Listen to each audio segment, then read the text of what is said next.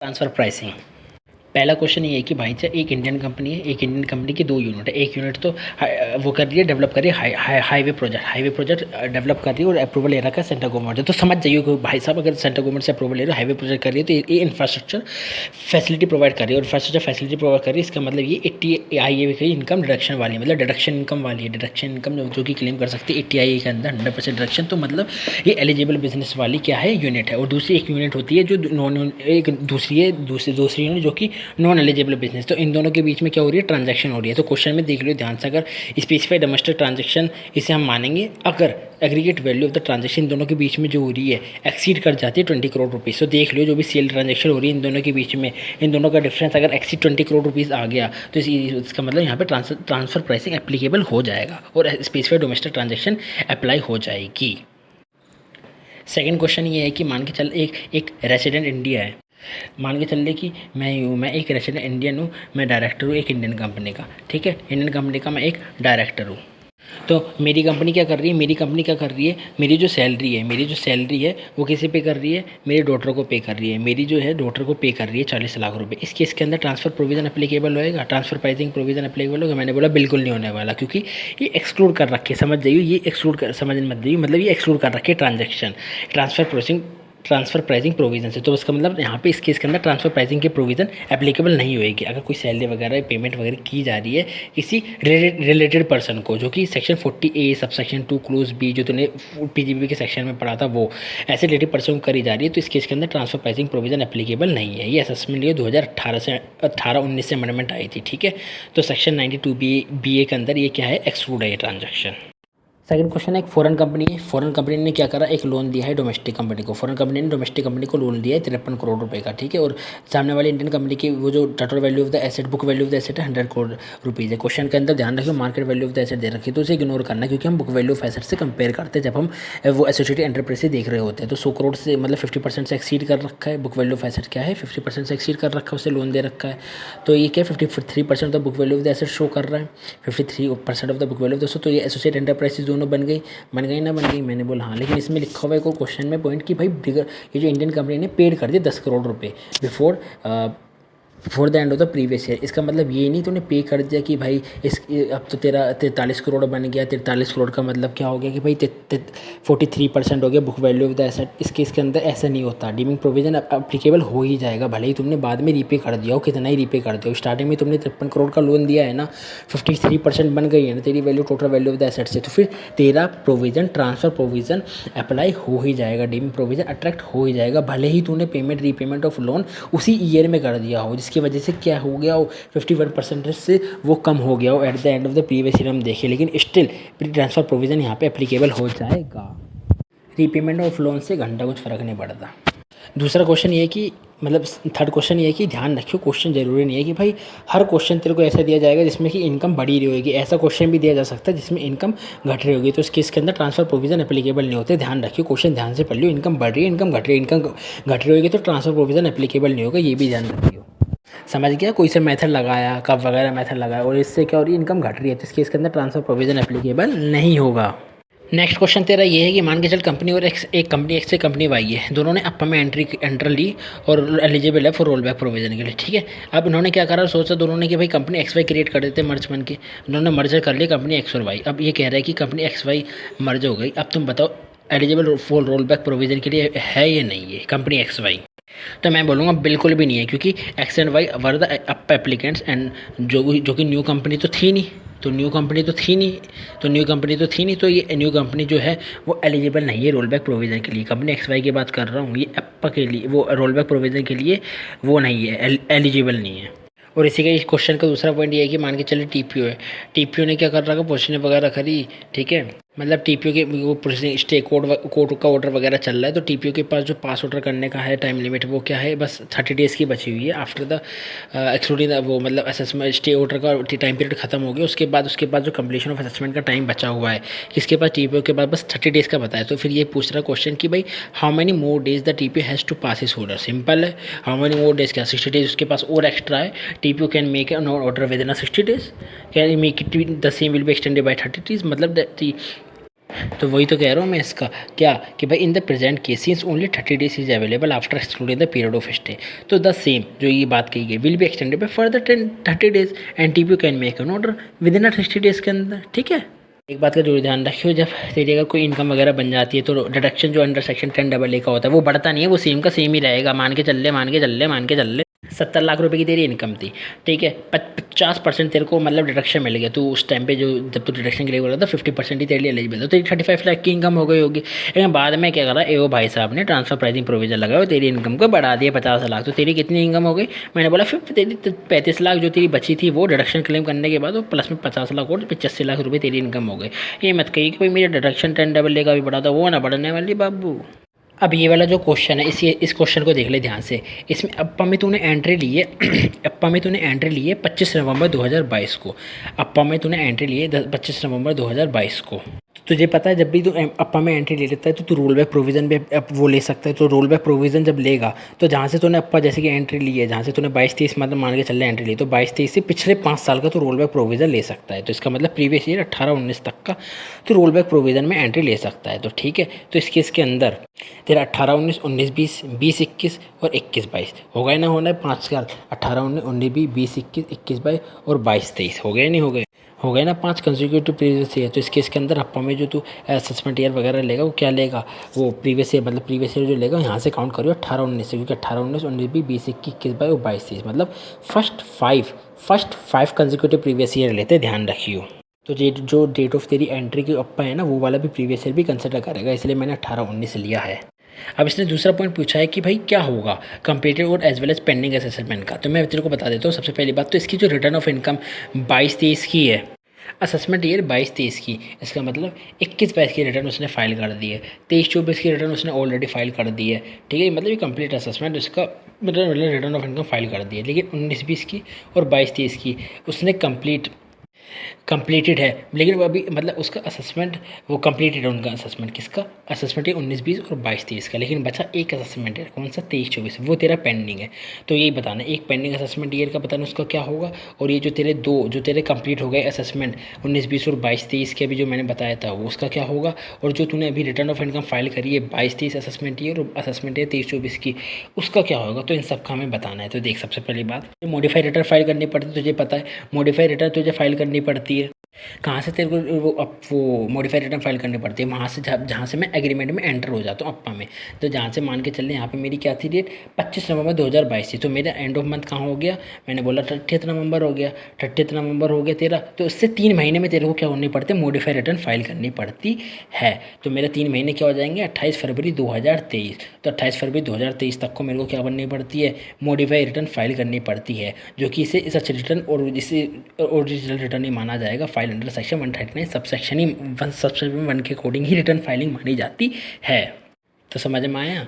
तो मतलब इस प्रीवियस ईयर की जो रिटर्न है तेरे को कब तक का फाइल करनी है 28 फरवरी 2023 तक का तेरे को फाइल करनी है। अब बारी आती है जो कंप्लीट हो गए असेसमेंट उसका क्या, जो कंप्लीट हो गया असेसमेंट 22-23 का और 20-21 का। तो इस केस के अंदर एओ क्या करेगा मॉडिफाई करेगा तुम्हारी टोटल इनकम को। एओ क्या करेगा मॉडिफाई करेगा टोटल इनकम, और वो ऑर्डर जो पास करेगा with in a period of 1 year कर लेगा from the end of the financial in which the modify return was furnish. समझ में आ गया, with in a period of 1 year from the end of the financial year in which the modify return was furnish. तो वो क्या जो है जो तेरा कंप्लीट असेसमेंट है ना 22-23 और 20 इसका वो मॉडिफाई कर देगा उसकी टोटल इनकम को। ठीक है, तुम्हारी मॉडिफाई कर देगा टोटल इनकम को of the relevant assessment year having regard to the. अब बारी आती है पेंडिंग असेसमेंट। पेंडिंग असेसमेंट में क्या कि भाई पेंडिंग असेसमेंट के केस में जो भी तेरा असेसमेंट ईयर 2023-24 था ये क्या करेगा प्रोसीड करेगा जिससे कि वो कंप्लीट कर सके असेसमेंट को, या फिर ये असेसमेंट हो रहा है असेसमेंट प्रोसीडिंग पेंडिंग है तो वो इन अकॉर्डेंस विद द अप्पा। ठीक है, इन अकॉर्डेंस विद द जो अप्पा है ना उसको कंसिडर करते हुए करेगा and return furnish by the जो भी करा है। ठीक है, since the same has been furnish after the date of entry into the APA. ठीक है, तो अप्पा के अकॉर्डिंग क्या करना है उसे कंप्लीट करना है असेसमेंट रीअसेसमेंट जो भी तेरा वो है इन अकॉर्डिंग विद अप्पा, जो भी मतलब अप्पा के कंसिडरेशन में लेके हुए उसे करना है कंप्लीट करना है उस असेसमेंट को जो भी उसका पेंडिंग असेसमेंट है 23-24। ठीक है, तो अप्पा का इफेक्ट उसमें डालना पड़ेगा उसे एओ को। ठीक है, और उसके हिसाब से वो क्या कर देगा जो भी प्रोसीड वगैरह है तो वो कंप्लीट कर देगा असेसमेंट। अब लास्ट में तेरे को कंक्लूजन बताऊँ, कंक्लूजन क्या है, तो कन्फ्यूज हो गया हो। तो कंक्लूजन ये है, डेट लिखेगा पहले कि भाई तेरे को 28 फरवरी 2023 ऑन और बिफोर, उससे पहले तेरे को क्या करनी पड़ेगी, मॉडिफाइड रिटर्न फाइल करनी पड़ेगी 3 महीने के अंदर, जैसे तूने डेट ऑफ एंट्री एग्रीमेंट लिया अप्पा में, ठीक है। पहले तो ये लिखेगा, फिर तो ये लिखेगा भाई भाई देख वो जो कंप्लीट असेसमेंट मेरे जितने भी हो गए हैं सबके, वो एओ क्या करेगा, तेरी मॉडिफाई कर देगा टोटल इनकम को। एओ क्या कर देगा, मॉडिफाई कर देगा अप्पा के अकॉर्डिंग, क्या कर देगा, मॉडिफाई कर देगा तेरी टोटल इनकम को, जो कि तेरे कंप्लीट असेसमेंट हो चुके हैं नहीं उस असेसमेंट ईयर के, ठीक है। और नेक्स्ट तेरा जो पेंडिंग असेसमेंट था उससे क्या कर देगा, कंप्लीट कर देगा फटाफट से। उससे क्या करेगा, जो पेंडिंग असेसमेंट था वो क्या करेगा, उससे कंप्लीट करेगा असेसमेंट और reassessment in accordance with the APA, वो भी अप्पा के अकॉर्डिंग ही उसे क्या करेगा, कंप्लीट करेगा असेसमेंट और जो भी रीअसेसमेंट पेंडिंग है उसके अकॉर्डिंग, ठीक है। तो ये लास्ट का कंक्लूजन है, सिंपल है बस। बस ये ध्यान रखियो, जो कंप्लीटेड असेसमेंट है ना, वो जब वो मॉडिफाई कर रहा होगा तो within a period of 1 year करेगा from the end of the financial year in which the modified return was furnished. तो इसका मतलब तो समझ जाइए। नेक्स्ट क्वेश्चन के अंदर अगर तेरे को देख ले, आर्म लेंथ प्राइसेस दे रखी है, दो आर्म लेंथ प्राइसेस दे रखी है, तो उसका एवरेज लेना है तेरे को, ध्यान रखिए भूल मत जाइए। उसके अकॉर्डिंग एवरेज लेके जो तेरी एवरेज आर्म लेंथ प्राइसेस आई है उससे कंपेयर करिए एक्चुअल ट्रांजेक्शन प्राइस को, एक्चुअल इंटरनेशनल ट्रांजेक्शन प्राइस को, उससे तेरे को कंपेयर करना है, ठीक है, एवरेज आर्म लेंथ प्राइसेस से। पेनल्टी एक बार रिवाइज करवा देता हूँ, ध्यान रखियो। मिस रिपोर्टिंग ऑफ इनकम करी तो क्या होता है, penalty 200% of amount of tax payable तेरी पेनल्टी लगती है, ठीक है। अगर तू फेलियर टू मेंटेन जो तूने रिकॉर्ड मांगे तो उसे प्रोवाइड नहीं करवा पाता तो क्या पेनल्टी लगती है, 2% the value of the each transaction लगती है।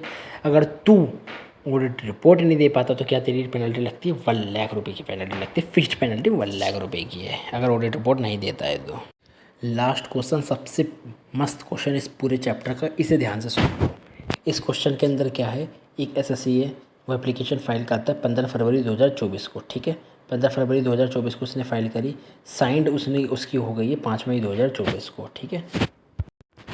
एंड उसके बाद कंपनी कह रही है कि भाई हम रोल बैक प्रोविज़न भी चाहते हैं, तो वो भी उसने एग्री करवा लिया और साइन करवा लिया जनवरी 2025 को, ठीक है। तो अब इस केस के अंदर उन्होंने क्वेश्चन के अंदर असेसमेंट ईयर 19-20 से लेकर असेसमेंट ईयर 24-25 तक का क्या कर रखा है, एक एक केस दे रखे हैं, ठीक है। अब ध्यान से समझिए क्या है क्या नहीं।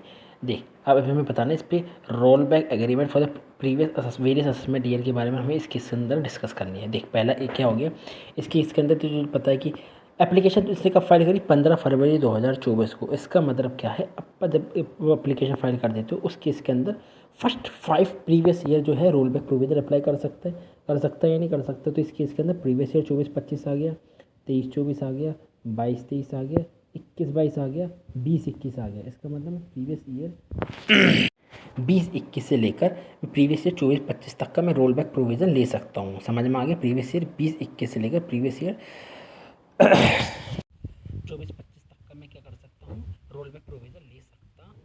तो जो उसकी वो मैंने तुझे बताया था कि क्वेश्चन में क्या कर रखा है, असेसमेंट ईयर 19-20 से दे रखा है, तो असेसमेंट ईयर 19-20 गया भाड़ में, असेसमेंट ईयर 20-21 गया भाड़ में, क्योंकि हमारा प्रीवियस ईयर 20-21 से चालू है, प्रीवियस ईयर 21 से चालू है। इसका मतलब हमारा असेसमेंट ईयर 21-22 से रेलेवेंट है बात है, असेसमेंट ईयर 21-22 से हम लिखेंगे।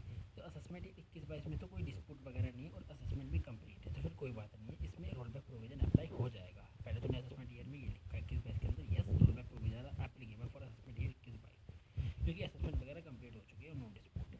अब बारी आती है असेसमेंट ईयर 22-23, ये ध्यान से सुनो। असेसमेंट ईयर 22-23 में लिखा हुआ है कि भाई साहब असेसमेंट ईयर 22-23 में आर्म्स लेंथ प्राइसेस उसने इन्हांस कर रखी, मतलब आर्म लेंथ प्राइस की वजह से उसकी जो टीपीओ ने इन्हांस कर दी इनकम बाय 500 लाख रुपए, ठीक है। फिर क्वेश्चन के उसने लास्ट में उसमें कहा है, बोला गया है कि भाई साहब इफ़ अगर हम अप अप्लाई करते हैं तो उसका जो आर्म लेंथ प्राइसेस है असेसमेंट ईयर 22-23 का, वो 300 लाख से बढ़ेगा, 500 लाख से नहीं 300 लाख से बढ़ेगा। तो टीपीओ ने तो बोला भाई 500 लाख से बढ़ना चाहिए इसका आर्म लेंथ प्राइसेस की बेसिस पे जो इनकम है, लेकिन अप अप्लाई करते तो 300 लाख रुपए का क्या हो रहा है, उसकी इनकम बढ़ रही है। तो इस केस के अंदर तू बोलेगा कि भाई अप्पा तो अप्लाई होएगा ही नहीं, क्योंकि देख अप्पा तो उसमें अप्लाई होता है जब क्या होती है, जहाँ इन्हांस हो रही होती है, जहाँ पे इनकम रिड्यूस हो रही होती है, तो उस केस के अंदर तो अप्लाई होता है। तो ये जो तेरी बात है वो बिल्कुल गलत है, क्योंकि इस केस के अंदर जो रिटर्न ऑफ इनकम से नीचे अगर गिर रही होती है, अप अप्लाई करने की वजह से रिटर्न ऑफ इनकम से नीचे गिर रही होती, असेसमेंट ईयर 22-23 की रिटर्न ऑफ इनकम से नीचे गिर रही होती, क्या रिड्यूस हो रही होती इनकम, तब अप एप्लीकेबल नहीं है, तब अप एप्लीकेबल नहीं है। अगर उस सेड ईयर की, इसका मतलब असेसमेंट ईयर 22-23 की रिटर्न ऑफ इनकम से नीचे गिर रही होती ना इनकम अब अप्लाई करने की वजह से, तब इस केस के अंदर असेसमेंट ईयर 22-23 में एप्लीकेबल नहीं होता रोल बैक प्रोविज़न। लेकिन यहाँ पे भले ही कोई बात नहीं 200 लाख रुपए कम है, मतलब 300 लाख रुपए भले ही, लेकिन इन्हांस तो हो रही है ना इनकम, इन्हांस तो हो रही है ना इनकम, तो इस केस में भी तेरा क्या हो जाएगा, अप अप्लाई हो जाएगा। ध्यान रखियो भाई, क्योंकि वहाँ जो हम चेक करते हैं अप अप्लाई के केस में वो रिटर्न ऑफ इनकम से चेक करते हैं। अगर रिटर्न ऑफ इनकम से नीचे चली जाती तो अप एप्लीकेबल इस असेसमेंट ईयर में नहीं होता, तो इसलिए हमारा हो जाएगा इस केस में अप एप्लीकेबल। भले ही 300 लाख की इन्हांस हो रही हो, टीपीयू भले ही 500 लाख का करो भाड़ में जाए, भले ही टीपीयू 300 लाख की अप अप्लाई करने की वजह से हो रहा हो, लेकिन इस केस के अंदर अप अप्लाई हो जाएगा। कैसे इंग्लिश में इस तरीके से, yes roll back provision applicable for assessment year 22 even if ALP adjustment was reduced to addition of दो 300 लाख रुपए as against addition of 500 lakh originally determined by TPO on account of APA, since such reduction in the amount of a ALP adjustment does not result in reducing the total income or increasing the total loss as declared in the return of income of the said year by company of the said year लिखा हुआ है 22-23 वाला, ठीक है। अब assessment year 23-24 की अगर मैं बात करूं, उसका आर्म लेंथ प्राइसेस डिस्प्यूटेड में चल रहा है ट्रिब्यूनल से पहले, ट्रिब्यूनल के पास डिस्प्यूटेड में चल रहा है, लेकिन अभी कोई वो नहीं है। 22-23 के अंदर क्या है कि एएलपी जो है असेसमेंट ईयर 23-24 की वो डिस्प्यूट में चल रही है ट्रिब्यूनल ने, और क्या कर रखा है, सेट असाइड कर रखा है ऑर्डर को और फ्रेश कंसिडरेशन के लिए बाय एओ, ठीक है। जो ट्रिब्यूनल का जो वो है वो जो है सेट असाइड कर रखा है ऑर्डर को फॉर फ्रेश कंसिडरेशन के लिए बाय एओ, मतलब जैसे ही मतलब ट्रिब्यूनल का ऑर्डर आ जाएगा वो तो वो कर देगा। तो अभी तक का मतलब क्या है, अभी फाइनल नहीं हुआ है, ट्रिब्यूनल ने फाइनलिटी पे भी नहीं पूछा है, वो अभी तक वो मैटर जो है फाइनलिटी उसने डिसाइड नहीं करा, मतलब अपील जो है डिस्पोज अभी तक नहीं हुई है। तो इस केस के अंदर भी क्या हो जाएगा, रोल बैक प्रोविज़न अप्लाई हो जाएगा असेसमेंट है 23-24 में, क्योंकि अभी तक अपील डिस्पोज ऑफ नहीं हुई। अपील अगर डिस्पोज ऑफ हो जाती तो इस केस के अंदर फिर आई वो रोल बैक प्रोविज़न अप्लाई नहीं होता, लेकिन अभी पेंडिंग में सेट असाइड है ऑर्डर ऑफ फ्रेश कंसिडरेशन के लिए, तो इस केस के अंदर भी अभी रोल बैक प्रोविज़न अप्लाई हो जाएगा। अब असेसमेंट 24-25 की बात करूँ, ITR तूने उसमें लिखा हुआ ITR फाइल करी है इस बंदे ने 29 दिसंबर 2024 को। मैंने बोला वाह 29 दिसंबर 2024 को, इसका मतलब बताया था ना स्टार्टिंग में कि भाई प्रीवियस ईयर 20-21 से लेकर प्रीवियस ईयर 24-25 तक अप्लाई हो जाएगा। तो इस बंदे ने क्या करा, प्रीवियस ईयर असेसमेंट ईयर वो प्रीवियस ईयर जो 23-24 का जो रिटर्न ऑफ इनकम थी उसकी ड्यू डेट क्या होती है ITR की 31 नवंबर 2024। इस भाई ने तो लेकिन 29 दिसंबर 2024 को फाइल करी है। तो इस केस के अंदर बिलेटेड रिटर्न फाइल करने की वजह से ये इसके ऊपर रोल बैक प्रोविज़न एप्लीकेबल नहीं होगा, क्योंकि कंडीशन डाल रखी तो ध्यान से पड़ेगा कि भाई रोल बैक प्रोविज़न उसी पे ही अप्लाई होता है अगर वो return of income up to due date of return of income file कर देता तो। लेकिन इस केस के अंदर तो उसने बिलेटेड रिटर्न फाइल करी है, तो रोल बैक का प्रोविज़न इस पर नहीं लगेगा due to file belated return on 29 दिसंबर 2024। तो that's only two good question, ध्यान से सुन ले एक और बार अगर सुनना है तो।